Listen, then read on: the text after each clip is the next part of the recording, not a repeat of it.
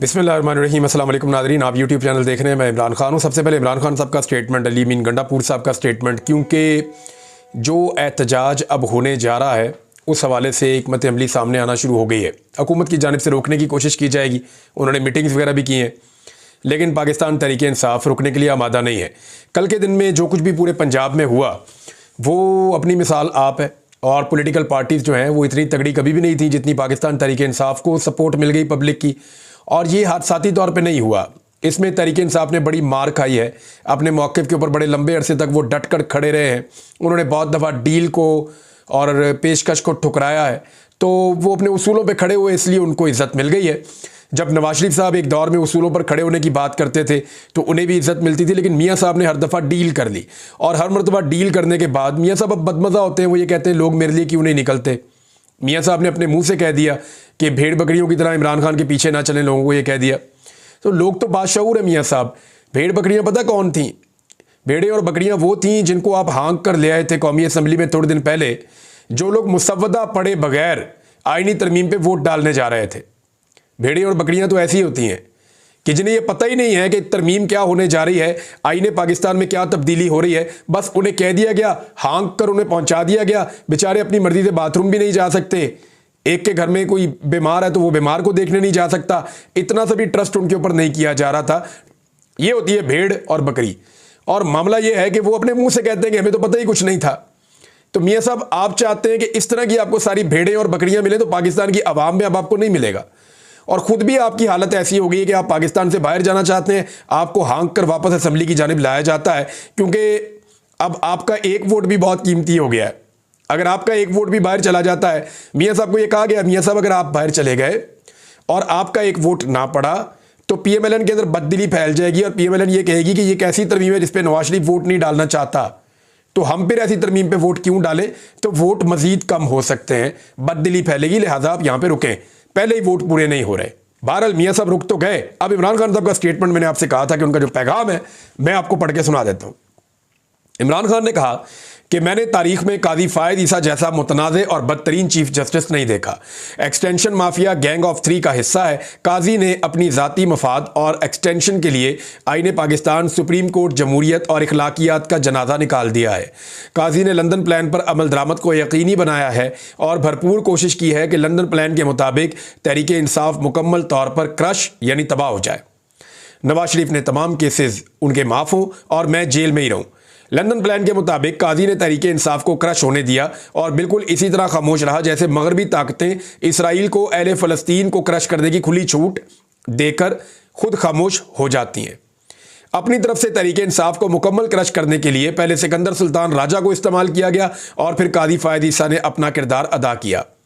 Commissioner Rawalpindi ने इन दोनों की मिली भगत से पर्दा उठाया और सारी साजिश को बेनकाब कर दिया। कमिश्नर रावलपिंडी का हर इल्ज़ाम दुरुस्त साबित हुआ है। काजी और सिकंदर सुल्तान राजा ने मिलकर ऐसा माहौल बनाया कि तहरीक इंसाफ को मैदान में रहने का मौका ही ना मिल सके। इंट्रा पार्टी इलेक्शन के नाम पर तहरीक इंसाफ से इसका इंतखाबी निशान छीन लिया गया। किसी भी सियासी जमात से अगर इंतखाबी निशान वापस ले लिया जाए तो इस जमात को कलअदम ही तस्वुर किया जा सकता है, क्योंकि इसके वोटर्स को अपना वोट कास्ट करने के लिए बैलेट पेपर पर निशान ही नहीं मिलता। कमिश्नर के इल्ज़ामात के मुताबिक पहले सिकंदर सुल्तान राजा ने अपनी बदनीयती जाहिर करते हुए हमसे इंतखाबी निशान छीना, और फिर काजी ने 12 जनवरी को सिकंदर सुल्तान राजा के फैसले को तहफ़्फ़ुज़ देते हुए आखिरी कील ठोंका। जब तक उनको यकीन नहीं हुआ कि तहरीक इंसाफ मुकम्मल तौर पे ख़त्म हो गई है, उन्होंने इलेक्शन की तारीख का ऐलान नहीं किया। 8 फरवरी के इलेक्शन के मौका पर उन्हें यह गुमान था कि अब तहरीक इंसाफ कभी भी जीत नहीं पाएगी, क्योंकि ज़ाहिरी तौर पर अपना इंतखाबी निशान ना होने की वजह से जमात मैदान में मौजूद ही नहीं थी। लेकिन अवाम ने इनकी तमाम तर मनसूबाबंदी को नाकाम बना दिया और 8 फरवरी को एक इनकलाब आ गया। इस वक्त काजी 8 फरवरी के मैंडेट चोरी को तहफ़्फ़ुज़ देने के लिए मुकम्मल डिटाई के साथ कभी इलेक्शन ट्रिब्यूनल सुल्तान राजा की मर्जी से लगाने का फैसला देता है, कभी सारे कवायद व ज़वाबित को रद्द करके गैर कानूनी बेंच तश्कील देते हुए हॉर्स ट्रेडिंग चाहते हैं। लेकिन हम उसका रास्ता रोकेंगे, क्योंकि ये अवाम को गुलाम बनाने की साजिश है। अप्रैल 2022 में जब हमारी हुकूमत साजिश करके गिराई गई तो इल्ज़ाम लगाया गया कि पाकिस्तान दुनिया में मुकम्मल तौर पर तनहा हो चुका था, जो कि सरासर झूठ पर मबनी प्रोपेगेंडा था। हमारे दौर में पाकिस्तान में 2 इस्लामी कॉन्फ्रेंसेस हुई, जिनमें सऊदी वली अहद मोहम्मद बिन सलमान ने शिरकत की। इस नौयत की कॉन्फ्रेंसेस पाकिस्तान में 17 साल के बाद मुनक्किद हुई। इन कॉन्फ्रेंसेस में चीन के वज़ीर ख़ारजा ने ख़ुसूसी तौर पर शिरकत की। अगर सऊदी वली अहद इज़्ज़त माब जनाब मोहम्मद बिन सलमान के हमारी हुकूमत के साथ ताल्लुकात बेहतरीन ना होते तो इन कॉन्फ्रेंसेस का इनकाद नामुमकिन था। ये सारा झूठा प्रोपेगेंडा जनरल बाजवा ने फैलाया था। इमरान खान साहब ने कहा, ये डू और डाई, निकलो पाकिस्तान के लिए। और सारे पाकिस्तानियों को उन्होंने कहा कि ये अब सर्वाइवल का मामला है। अली अमीन गंडापुर साहब ने क्या कहा, वो भी बड़ा इंपॉर्टेंट है। अली अमीन गंडापुर ने कहा कि अब हम पूरी तैयारी के साथ खैबर पख्तूनख्वा से आएंगे और वफाकी हुकूमत और इत्तेहादियों को तनकीद का निशाना बनाते हुए उन्होंने कहा कि ना तो हम तसादुम करना चाहते हैं, ना किसी को नुकसान पहुंचाना चाहते हैं, लेकिन हुकूमत हमारा रास्ता रोकने के लिए ओछे हथकंडे इस्तेमाल कर रही है। अली अमीन गंडापुर ने कहा कि सूबे के चारों रीजन से ताल्लुक़ रखने वाले पाकिस्तान तहरीक इंसाफ के अरकान असम्बली और दीगर पार्टी कायदीन ने अलग अलग उनसे मुलाकातें की और 4 अक्टूबर को इस्लामाबाद में पुरअमन एहतजाज के इंतजामात पर तैयारियों पर तफसीली तौर पर मुशावरत की गई और ज़्यादा से ज़्यादा लोगों की शिरकत यकीनी बनाने के लिए हिकमत अमली को अमली शक्ल दी गई। अब एक तरफ तो अली अमीन गंडापुर साहब आ रहे हैं, उन्होंने कहा जी पहले हमारी कुछ मनसूबाबंदी नाकस थी, इसलिए हमें रस्ते में से वापसी का फैसला लेना पड़ा। कारकुनान और रहनुमाओं के पास मियारी मास्क नहीं थे, हिफाजती आलात नहीं थे, लेकिन इस बार मखसूस और तरबियत याफ्ता दस्तों समेत जो काफिले हैं वो पहले पहुंचेंगे और जो मेन काफिला है वो उसके पीछे आएगा। पिछली मरतबा मशीनरी हमारी पीछे रह गई थी, हम आगे निकल गए थे और मशीनरी को आगे लाना मुश्किल हो रहा था, लगातार शेलिंग थी, तो हम यानी एक तंजीम का फुकदान था थोड़ा सा, लेकिन लोगों ने बड़ी बहादुरी के साथ क्रॉस किया था उस सारे एरिया को, रुकावटों को। तो गंडापुर साहब कह रहे हैं जी इस दफ़ा हम प्रॉपर तैयारी के साथ आएंगे, पहले आगे मशीनरी को और काफिलों को भेजेंगे, उन लोगों को जिनको ये सारे रास्ते खोलने आते हैं, नौजवानों को, और उसके बाद पीछे जो मेन काफिला है वो जाएगा, उसकी क़यादत अली अमीन गंडापुर साहब खुद करेंगे।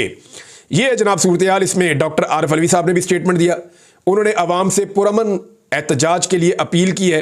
उन्होंने कहा जी हमारा हक है और पाकिस्तान तहरीक इंसाफ का रिकॉर्ड है कि जी वो पुरअमन एहतजाज करती है, लिहाजा पुरअमन तरीके से एहतजाज करें, लेकिन पुलिस जब मारती है, तशद्दुद करती है, जुल्म करती है, तो फिर लोग मुकाबला करते हैं, तो हुकूमत को तशद्दुद से तो गुरेज करना चाहिए, ये तो उसूल है। लेकिन दूसरी जानिब हुकूमत जो कर रही है वो भी सबके सामने है। एक और चीज़ बड़ी ज़बरदस्त है, हुकूमत जो भी करती है ना, इनको उल्टा ही पड़ जाता है, ये जो गड़ा खोदते हैं उसमें खुद ही गिर जाते हैं। मिसाल के तौर पर अभी डॉक्टर जाकिर नाइक साहब पाकिस्तान तशरीफ़ लाए हैं, हम पाकिस्तानी उनको वेलकम करते हैं, बहुत बड़े मजहबी स्कॉलर हैं वो, बड़ा नॉलेज है उनके पास। लेकिन मामला ये है कि डॉक्टर जाकिर नाइक साहब को जब लाया गया तो इस बात के ऊपर बहुत सारे लोगों ने कहा कि शायद उन्हें इस वक्त डाइवर्जन के लिए लाया जा रहा है। हुकूमत ये चाहती है कि तवज्जो डाइवर्ट हो, बजाय इसके कि लोग इस वक्त पाकिस्तान तरीके इंसाफ, आईनी तरमीम और इन चीज़ों के ऊपर फोकस करें। तवज्जो डाइवर्ट होनी चाहिए, कोई और इशूज़ हों जिनके ऊपर बातचीत की जाए। तो इसलिए क्योंकि पाकिस्तान में नहीं दुनिया में बहुत मकबूल है डॉक्टर जाकिर नाइक, और पाकिस्तान में एक बड़ा मजहबी रुझान भी है, तो डॉक्टर जाकिर नाइक साहब को पाकिस्तान लाया गया, दावत के ऊपर तशरीफ़ लाए हैं वो, और इन्हीं दिनों में आए हैं जब वो आईनी तरमीम वगैरह हो रही है। तो डॉक्टर जाकिर नाइक साहब आए और उनका जो इंटरव्यू हुआ उसमें अलीना शिगरी साहिबा ने गालिबन सवाल किया निजी टीवी से, और उन्होंने ये सवाल किया डॉक्टर जाकिर नाइक साहब से कि एहतजाज के हवाले से। तो उन्होंने जो एहतजाज पे स्टेटमेंट दे दिया, ये हुकूमत को और मुसीबत पड़ गई। हुकूमत को लगता था कि स्टेटमेंट उसी तरह के होंगे जैसे नॉर्मली ये लोग आते हैं, उनसे वो दिलवा देते हैं, तारीफ़ें करवा देते हैं। तो मुलाकातों की फ़ोटोज़ भी आ गई, उनके ट्विटर से ट्वीट भी करवा दिया, इसहाक डार से मिल लिए, शहबाज शरीफ से मिल लिए। मुझे हैरत हो रही है कि डॉक्टर साहब VPN लगा रहे हैं पाकिस्तान में, तो नहीं, मेरे ख्याल में उनका जो ट्विटर हैंडल है वो पाकिस्तान में नहीं होगा, वो उनकी टीम हैंडल करती होगी और वो पाकिस्तान से बाहर होंगे, लिहाजा वो बड़े आराम से वहाँ ट्वीट कर रहे होंगे, लेकिन उनका ट्वीट पाकिस्तान में शेयर हो रहा है। तो उन्हें अगर पता होता कि पाकिस्तान में VPN लगा के चलता है ट्विटर, तो फिर अगर वो यहाँ ले आते और ख़ुद इस्तेमाल करते तो उनको VPN लगा के पाकिस्तान से ट्वीट करने पड़ते, जैसे कि वज़ीर आज़म करते हैं, वफाकी वज़रा करते हैं, बाकी सारे लोग करते हैं, तो वो VPN लगा के उसको इस्तेमाल करते हैं। डॉक्टर साहब से जब एहतजाज का पूछा गया तो उन्होंने कहा जी ये तो लोगों का हक है और पुरअमन एहतजाज होना चाहिए, एहतजाज अच्छी चीज़ है, बुरी चीज़ तो नहीं है। यानी ये सवाल जब आया तो ये हुकूमत तो ये एक्सपेक्ट कर रही होगी ना कि एहतजाज के ख़िलाफ़ वो बोल देंगे तो हमारा एक नैरेटिव बन जाएगा कि इंतशार फैल रहा है, ये हो रहा है, वो हो रहा है। उन्होंने कहा नहीं जी, बांग्लादेश में आप देख लें, वहाँ एक बड़ी ज़ालिम हुकूमत थी हसीना वाजिद की, वो एहतजाज हुआ बड़ा ज़बरदस्त और वो लोग कामयाब हो गए और बांग्लादेश उसके नतीजे में आगे बढ़ेगा। तो डॉक्टर जाकिर नाइक साहब ने जो जुमले बोल दिए, हुकूमत की उम्मीदों के बरक्स काम हो गया। नॉर्मली यहाँ पे जो भी काम हो रहा है हुकूमत की उम्मीदों के बरक्स हो रहा है। इधर अली अमीन गंडापुर साहब ने आने का फैसला किया और इस्लामाबाद के अंदर तैयारियां शुरू हो गई हैं। वर्कर जो हैं वो बड़े चार्ज हैं, एक दूसरे को मैसेजेस कर रहे हैं, एक दूसरे को जाकर मिल रहे हैं, बाज़ारों में, गलियों में लोग निकल रहे हैं, निकल कर एक दूसरे को दावत दे रहे हैं कि इमरान खान की कॉल पे डी चौक पे आपने निकलना है, 4 तारीख को सब पाकिस्तानियों को बाहर आना चाहिए। तो एक तरफ ये कॉल दी गई है, जुम्मे का दिन होगा, और पूरे पाकिस्तान को इमरान खान साहब ने कॉल दी है डी चौक इस्लामाबाद में। दूसरी जानिब जो अली नासर रिजवी हैं, IG इस्लामाबाद, उन्होंने पुलिस के साथ और आला सिक्योरिटी ऑफिशियल्स के साथ मीटिंग की है। उन्होंने कहा जी हम तो नहीं आने देंगे, और उन्होंने पूरा बंदोबस्त करने का फैसला किया है कि किसी सूरत किसी भी एहतजाज करने वाले को इस्लामाबाद में दाखिल नहीं होने देंगे। इस्लामाबाद में तो दाखिल नहीं होने देंगे, लेकिन इस्लामाबाद के अंदर से जो लोग निकलेंगे उनको कैसे मैनेज किया जाएगा। तहरीक इंसाफ को 3 लाख से ज़्यादा वोट सिर्फ इस्लामाबाद से पड़ गया है। अब जिस शहर के अंदर आपके पास 3 लाख से ज़्यादा वोटर मौजूद हैं, वो बाहर से तो लोगों को आने की ज़रूरत ही नहीं है, और अगर बाहर से लोग आएंगे तो वो तो इजाफी नफरी आएगी, इजाफी लोग आएंगे। तो अब देखते हैं कि पाकिस्तान तहरीक इंसाफ और आम पाकिस्तानी कैसे इस कॉल के ऊपर निकलते हैं, जहां पे नारा ये लगाया पाकिस्तान तहरीक इंसाफ ने कि आइन की सरबुलंदी के लिए हम निकले हुए हैं, ये आइन के साथ खिलवाड़ करने जा रहे हैं। बिलावल ने सहाफ़ियों से गो के मुलाकात की है और वो लगातार इंटरव्यूज़ भी दे रहे हैं। पता नहीं उन्हें क्या आसरा दिया हुआ है बिलावल को आइनी तरमीम के हवाले से। वो बेचारे हर जगह पे जा जाके कह रहे हैं कि हर सूरत में आइनी तरमीम लानी है। जो डाटा उनको दिया गया वो गलत है। जो सहाफ़ी बिलावल से मिले उनमें एक दो से बात की तो वो कह रहे हैं जी कि बिलावल को तो बेसिक्स का भी नहीं पता। मैंने कहा जी क्या मतलब? उन्होंने कहा जी बिलावल जरदारी को इस आइनी तरमीम का बेसिक्स का भी नहीं पता। वो इसके किसी मामले को प्रॉपर तरीके से अगर पूछा जाए तो डिफेंड ही नहीं कर सकते। देखें जो कोर्ट रिपोर्टर्स होते हैं ना वो टेक्निकल हैं। मैं आपके सामने बैठा हूँ, काफ़ी अरसे से मैं कोर्ट की चीज़ें रिपोर्ट कर रहा हूँ आपके सामने, मुझे कोई समझ नहीं है। ये जो लोग कोर्ट के अंदर रिपोर्टिंग करते हैं ना, ये बड़े टेक्निकल हैं, ये आइन को और कानून को समझते हैं। ये एक जज तो अपनी अदालत में ही होता है ना, तो ये हर जज की अदालत में होते हैं। वकीलों से ज़्यादा ये अदालतों के अंदर जाते हैं, इनके फिंगर टिप्स के ऊपर चीज़ें होती हैं। तो कोर्ट रिपोर्टर जो है वो तकरीबन एक जज के लेवल का बंदा बन जाता है तजर्बे के साथ साथ। तो जब ये लोग बैठे हुए थे बिलावल के सामने, तो बिलावल का बड़ा सतही किस्म का नॉलेज था। जो 4 चीज़ें उनको पढ़ा दी गई थी वो उसी के बारे में बात कर रहे थे, और उनको बेसिक्स का भी नहीं पता था कि इसके असरात क्या होंगे, और उनको ये भी आइडिया नहीं है कि एक्चुअली वो करने क्या जा रहे हैं। और जो डाटा उनके पास है बिलावल के पास, वो भी कोई सही डाटा नहीं है। लेकिन अब ये कहा जा रहा है कि जी कोई सूबाई सतह पे भी आइनी कोर्ट्स बनेगी, कोई फेडरल सतह पे भी एक आइनी अदालत बनेगी। अभी एक वफाकी वजीर ने मुलाकात की है, सदीक जान साहब ने यह खबर दी है। अब देखें ये प्रोपेगेंडा है, जानबूझकर फैलाया जा रहा है, या वफाकी वजीर ने सही खबर दी है। लेकिन 3 सहाफ़ियों से उन्होंने ये कहा कि एक तो 8 अक्टूबर को आइनी तरमीम आएगी, यानी उन्हें ये पता है कि कादी फ़ायद ईसा साहब 8 अक्टूबर से पहले ये जो 63A का फैसला वो कर चुके होंगे। तो एक तो 8 अक्टूबर की तारीख वो दे रहे हैं कि आइनी तरमीम आएगी। दूसरा उन्होंने कहा जी कि कादी फ़ायद ईसा साहब आइनी अदालत के सरबराह होंगे, और जस्टिस याह्या अफरीदी साहब सुप्रीम कोर्ट के चीफ जस्टिस होंगे। और याह्या अफरीदी साहब जो हैं वो हुकूमत को बहुत पसंद है, और हुकूमत को लगता है कि वो उनके लिए प्रॉब्लम क्रिएट नहीं करेंगे। ये कहानी जनाब मार्केट में नहीं आई है। अब 3 रिपोर्टर्स को ये बात बताई गई, वहाँ से सदीक जान साहब को पता चली और उन्होंने इसको ट्वीट किया है। लेकिन मेरी इत्तला के मुताबिक मंसूर अली शाह साहब आज तक की तारीख में बड़े मजबूत हैं। कादी साहब की एक्सटेंशन के इम्कानात लगातार कम होते चले जा रहे हैं। अगर तो आइनी तरमीम हो गई तो फिर आप इस मुल्क में इंसानी हकूक़ को तो भूल जाएं। फिर आप भूल जाएं कि वकला की भी कोई इज्जत होगी अदालतों के अंदर। ये सारे मामलात अजीबोगरीब तरफ चल पड़ेंगे। और आइनी तरमीम में जो जो चीज़ें हैं उनको जैसे जैसे वकला पढ़ते हैं, सियासतदान पढ़ते हैं, सहाफ़ी पकड़ते हैं, तो वो सर पकड़ के बैठ जाते हैं कि पाकिस्तान तो सरजमीन बेआइन बन जाएगा अगर ये वाली आइनी तरमीम हो गई तो। बहरहाल जस्टिस मंसूर अली शाह साहब जो है उनके बारे में एक दो चीज़ें मैं आपको क्लियर कर दूं। बहुत सारे लोगों ने उनसे बहुत सारी उम्मीदें बांध ली हैं, तो मैं आपको क्लियर करूं कि मैं पहले भी कह चुका हूं कि वो किसी लड़ाई किसी जंग का हिस्सा नहीं बनेंगे। लेकिन चंद चीज़ें उनकी बड़ी क्लियर हैं। एक तो वो स्ट्रेट फॉरवर्ड और ईमानदार आदमी है, नंबर 1। नंबर 2, उन्हें अपने इदारे की इज्जत और एहतराम का बहुत एहसास है। वो अपने इदारे की स्पेस रीगेन करने की कोशिश करेंगे। नंबर 3, वो हर सूरत इदारों के दरमियान जो तसादुम हो सकता है उस मुमकिना तसादुम से बचने की भी कोशिश करेंगे। किसी नई लड़ाई के अंदर वो सुप्रीम कोर्ट को नहीं लेकर जाएंगे। लेकिन हाँ, अगर आप ये कहें कि कादी फ़ायद ईसा साहब के मुकाबले में, तो वो ज़मीन आसमान का फ़र्क है। जो अभी सिचुएशन है उससे तो ज़मीन आसमान का फ़र्क हो जाएगा।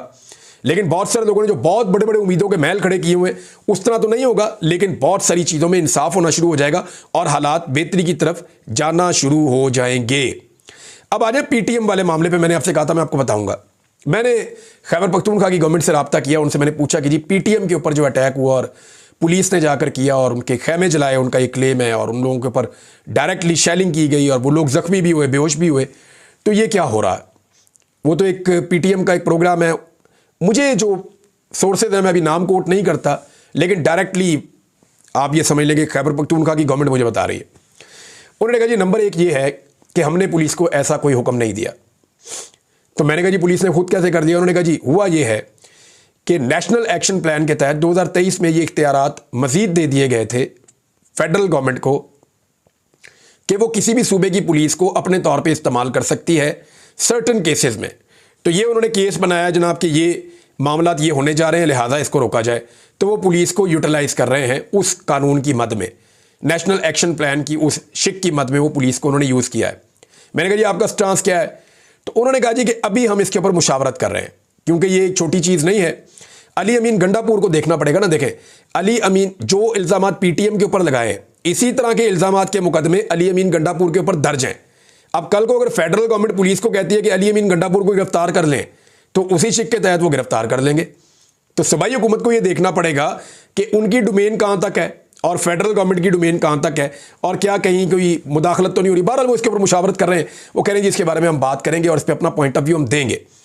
दूसरा, मुझे बड़ा क्लियरली उन्होंने बताया कि हमारी मुलाकात हुई थी, ये पीटीएम का प्रोग्राम नहीं है, पश्तून तहफ़्फ़ुज़ मूवमेंट का ये प्रोग्राम नहीं है। हालांकि वो इसमें एक्टिव बहुत हैं, लेकिन वो अकेले एक्टिव नहीं है। ये है पश्तून कौमी जरगा, यानी PQJ। ये पश्तून कौमी जरगा है, और ये सिर्फ खैबर पख्तूनख्वा का नहीं है, ये बलूचिस्तान का भी है।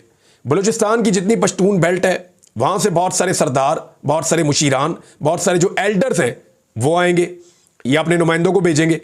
इसी तरह जितनी कबायली बेल्ट है वो, और जितनी पश्तून बेल्ट है, वहाँ से बहुत बड़ी तादाद में, हज़ारों की तादाद में पश्तून आएंगे। 3 दिन तक वो डाटा शेयरिंग करेंगे, और उसके अंदर जो उनका प्लान था वो ये था कि वो डाटा इकट्ठा करेंगे, उस डाटा के हिसाब से वो देखेंगे कहाँ कहाँ पे क्या क्या प्रॉब्लम है, और फिर फाइनली वो एक कंक्लूजन पे पहुंचेंगे। और कोई उन्होंने हलफ भी लेना था कुरान पाक पे, और उसके बाद वो एक नई मूवमेंट शुरू करेंगे। अब इसको पहले से ही शायद प्रीएम्प्ट किया गया कि यहाँ से कुछ नेगेटिविटी ऐसी निकलेगी जिससे पाकिस्तान के इदारों के खिलाफ कोई महाज खुल जाएगा। और उसके बाद आपने देखा जैसी स्ट्राइक उस जगह पे हुई है, अब वो रिटेलिएट कर रहे हैं। वो ये कह रहे हैं कि अब दोबारा कोई आएगा तो हम जवाब देंगे, जैसा कोई हमारे साथ सलूक करेगा हम वैसा ही करेंगे। बहुत बड़ी तादाद में नौजवान भी वहाँ पे पहुँच गए हैं, खुदा न खास्ता वहाँ पे कोई हादसा भी हो सकता है, अल्लाह ना करे। अब इसमें जो जरगा है ना, इसके बारे में एक चीज़ मुझे मेरे 2-3 सोर्सेज ने बताई KP से, गवर्नमेंट के जिस बंदे से बात हो रही थी उसने भी यही कहा। उन्होंने कहा जी हमारी तो जंगों का फैसला जो है वो भी जरगे में हो जाता है, जंगों का फैसला भी जरगे में हो जाता है। लिहाजा जरगा तो हमारा एक ऐसा जरिया है जहां पे वो चीज़ें जिन पे क्लैश होने का खतरा होता है हम जरगे में बैठ के हल कर लेते हैं। बहुत सारे कबायलियों की लड़ाई होती है, वो जरगों में हल हो जाती है। लिहाजा हम जरगा इसलिए बुला रहे थे कि पुरअमन तरीके से बैठ के हम इस्तेहकाम की तरफ जाएं, लेकिन इस जरगे को रोकना जो है वो हमें समझ नहीं आ रहा। ये उनका पॉइंट ऑफ व्यू है। दूसरी जानिब से जो खैबर पख्तूनख्वा में मेरी सोर्सेज से बातचीत हुई है। अब नाज़रीन 2 चीज़ें जाते जाते बताऊँ। एक तो चूरन बेचा जा रहा है कि महंगाई कम हो गई है। आप सारे लोग मुझे इस कमेंट के अंदर करके आप मुझे बताएं, इसी प्रोग्राम के नीचे, वीलॉग के नीचे, कि क्या वाकई में महंगाई कम हो गई है? आपने अपने घर के अंदर आने वाली चीज़ों में या उनकी कीमतों में कोई कमी देखी है? फिर मैं आपको बताऊंगा महंगाई कम हुई है या नहीं हुई है, या ये आदाद व शुमार का कोई एक अजीबोगरीब खेल आपके साथ खेला जा रहा है। दूसरा, पाकिस्तान के वज़ीर दिफा की ज़हनी हालत देखें कि वो इमरान खान की तस्वीर शेयर करके इसराइल को जुगते लगा रहे हैं कि जी आयरन डोम की जगह ये आयरन ड्रम, और पता नहीं आप ये पहन लें तो इससे सीख लें। तो ये क्या चल रहा है? ये मुझे नहीं लगता कि पाकिस्तान की फ़ौज इस तरह का वज़ीर दिफा डिज़र्व करती है। ये पाकिस्तान की फ़ौज को भी सोचना चाहिए कि उनका वज़ीर दिफा कैसा है, और ये हुकूमत फ़ौज को क्या समझती है कि इस तरह का जोकर या इस तरह की जुगते मारने वाला बंदा जो है वो, उनको मैं अपने अल्फाज के लिए मैं माफ़ी चाहता हूँ, मादरत चाहता हूँ, लेकिन देखिए ये काम तो उन्होंने ऐसे ही किया है ना। एक जुगते मारी है उन्होंने, वो और जुगते ही मार रहे हैं लगातार वो। तो क्या हमारी मिलिट्री जो है दुनिया की बेहतरीन फ़ौजों में से एक, वो डिज़र्व करती है ऐसा वज़ीर दिफा? पता नहीं। अब तक के लिए इतना ही। अपना ख्याल रखिएगा, अपने इस चैनल का भी। अल्लाह हाफ़िज़।